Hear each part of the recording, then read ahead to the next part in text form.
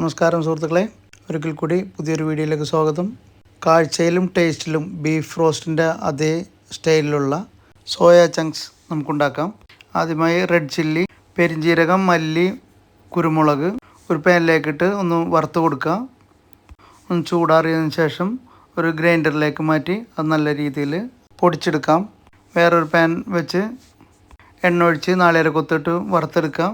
ഇഞ്ചി, വെളുത്തുള്ളി, പച്ചമുളക് ഇട്ട് ഇളക്കിയതിന് ശേഷം സവാള കൂടിയിട്ട് നല്ല രീതിയിൽ ഇളക്കി യോജിപ്പിക്കുക.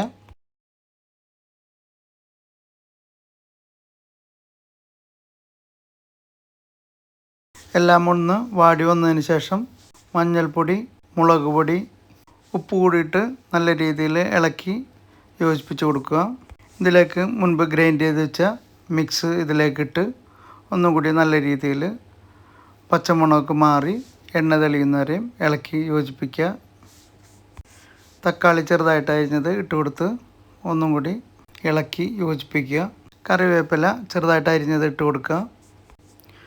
നമുക്ക് നല്ല രീതിയിൽ ഇളക്കിയതിന് ശേഷം ഒന്ന് മൂടി വെക്കുക. എല്ലാം ഒന്ന് മിക്സായി വന്നതിന് ശേഷം നമുക്കതിലേക്ക് കുറച്ച് ചൂടുവെള്ളം ഒഴിച്ച് ഒരു 10 മിനിറ്റ് മൂടി വെച്ച് നമുക്ക് അതിനെ വേവിച്ചെടുക്കാം. മൂടി തുറന്ന് ഒന്ന് ഇളക്കിയതിന് ശേഷം വെള്ളമെല്ലാം പിഴിഞ്ഞ് വെച്ച ചങ്ക്സ് ഇട്ട് കൊടുത്ത് ഇളക്കി യോജിപ്പിക്കുക. വെള്ളം നല്ല രീതിയിൽ വറ്റിച്ചെടുത്ത് കറിവേപ്പിലയും മല്ലിയിലയും ഇട്ട് തീ ഓഫ് ചെയ്ത് മാറ്റി വെക്കാം.